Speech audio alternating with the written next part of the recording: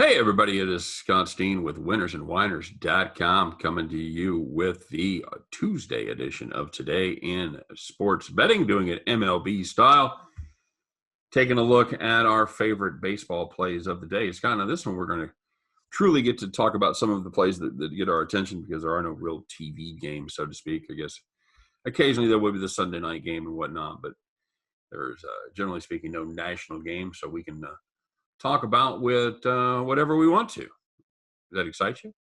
Yeah, definitely gives us more freedom. I'm kind of curious why ESPN doesn't have any games because the basketball games are on TNT tomorrow. Feel like it's a missed opportunity, but Really do. So, what do you like here, buddy?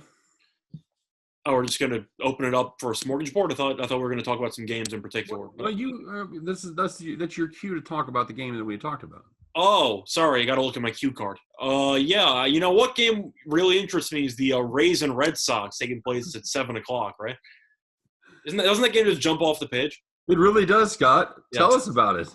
Yeah, so you have this matchup between Glasnow and Perez, because why would you not want to talk about Rays baseball? And Glasnow, of course, in reality has been very good. He was great in his first start. I'm not sure how much of that is Glasnow being amazing and how much of that is Miami's inability to hit the ball. Probably a little bit of both, because I do think Glasnow's a very good pitcher. Now, Martin Perez, not great, but occasionally good. Is that a good way to sum him up pretty much his entire career? Yeah, I would say that sums it up. That sums it up just about perfectly, as a matter of fact. Now, he hasn't pitched yet this season. Glasnow has. I don't know if you give that an advantage to Tampa because you actually know what to expect from the starting pitcher.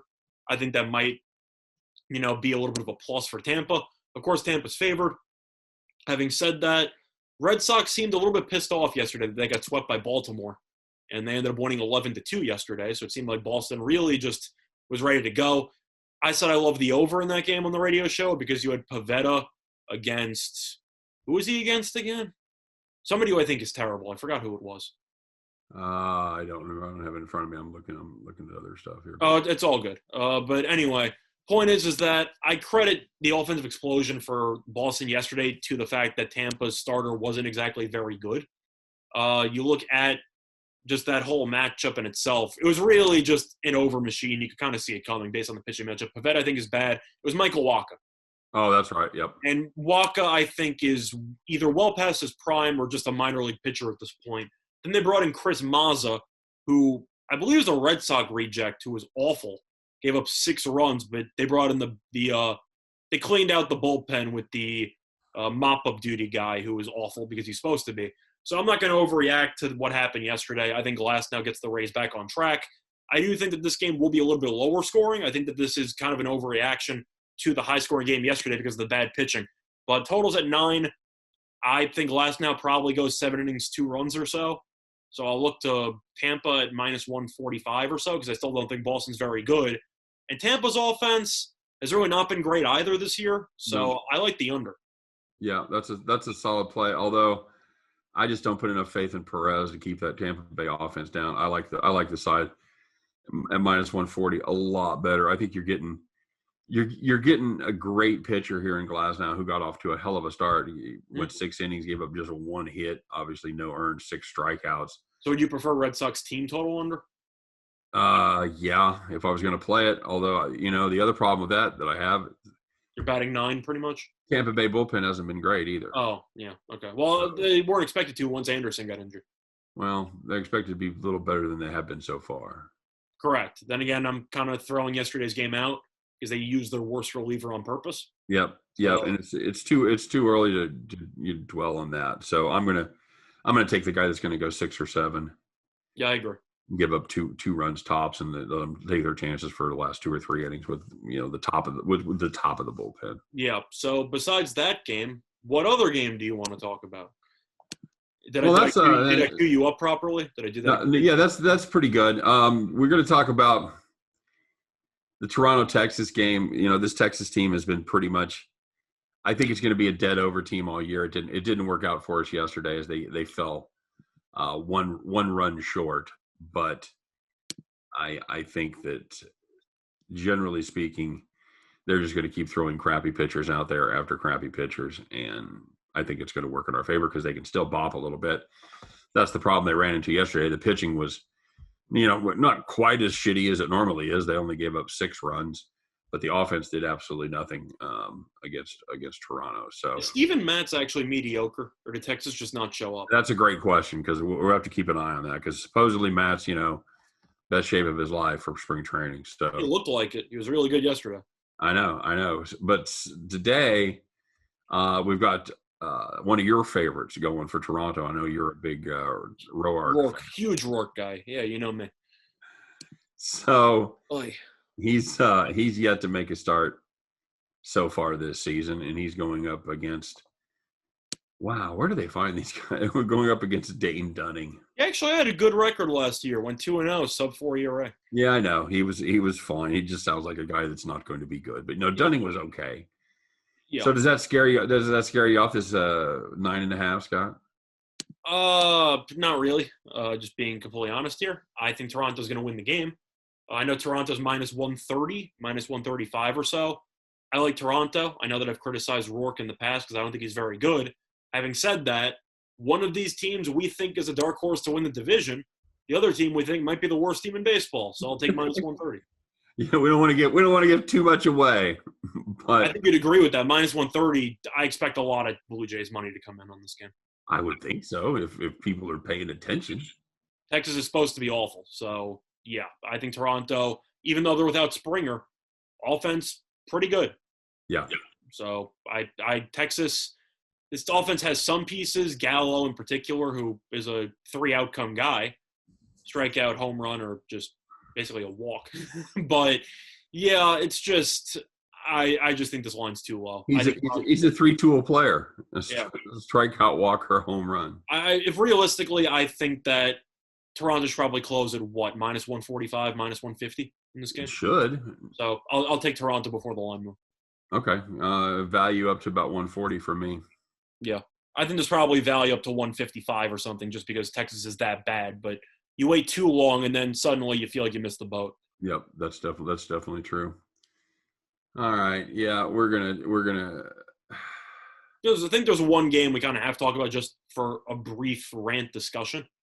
It just feels weird to back Roark. That's all I'm saying. Oh, it definitely does. I can't take Texas. If you want to take Texas, I need at least plus 140 plus. Yeah, I don't want to take Texas. I want to just take the over 9.5 and count the runs.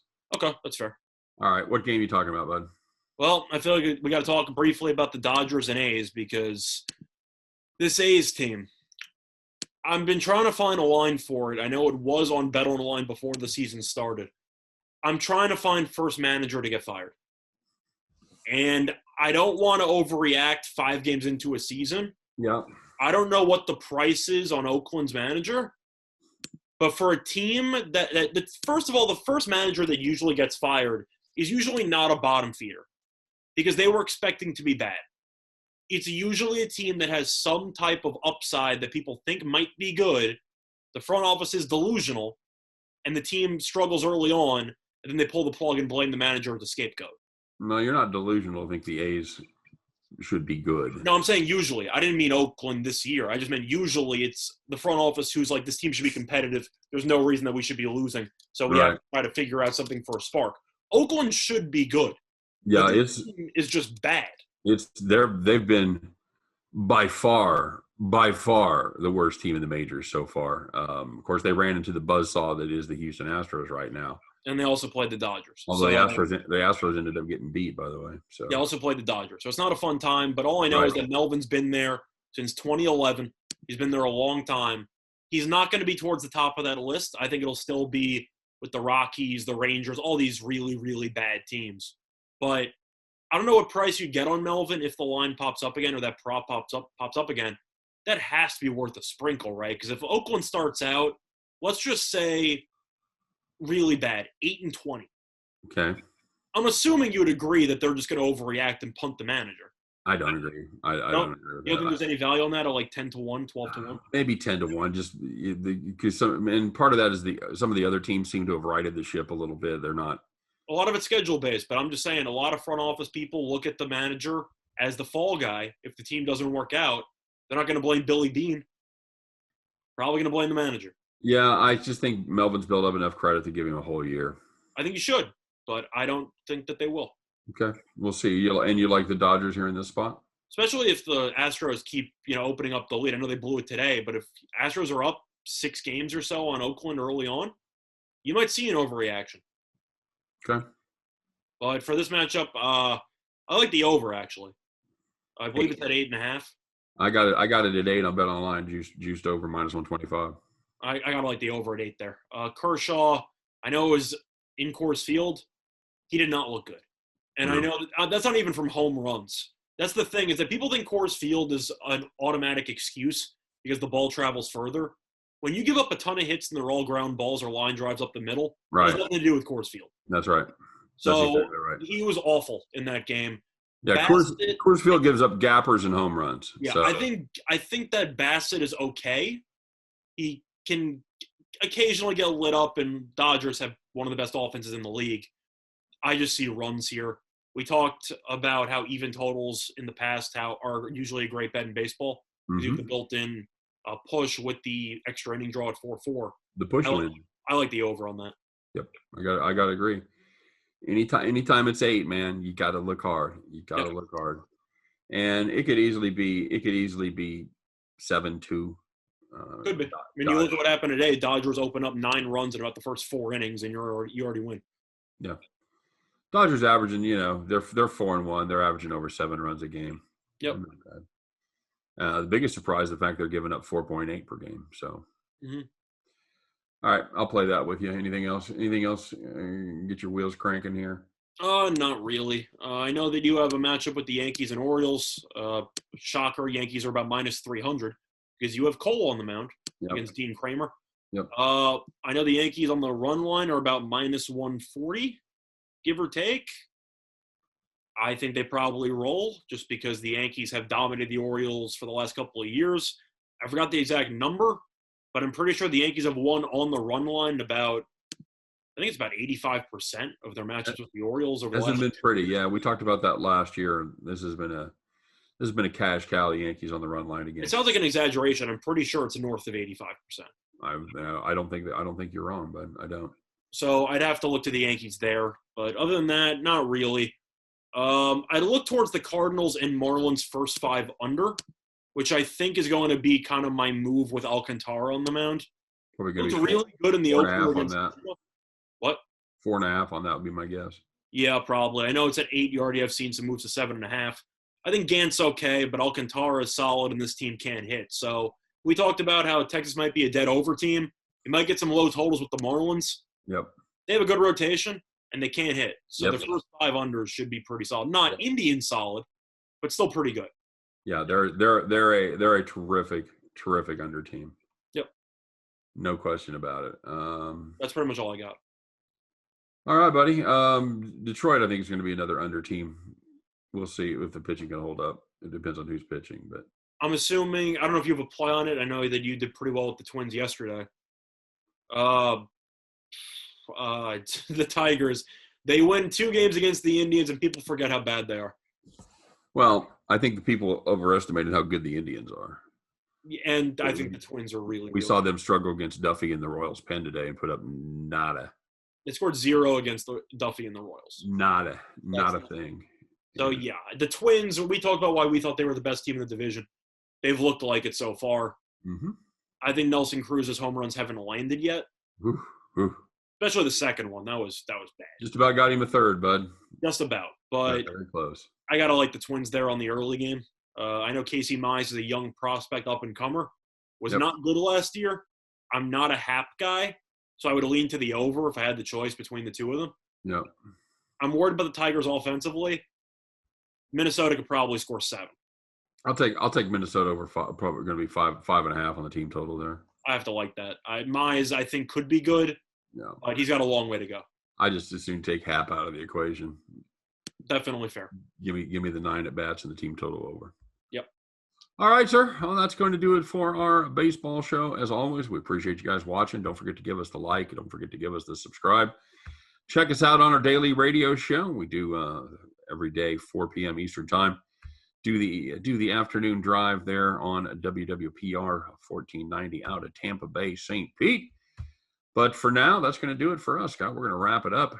We'll be back, of course, tomorrow to talk a little more NBA, a little more baseball, which is pretty much going to be our pattern for about the next 4 months. So enjoy that, everybody.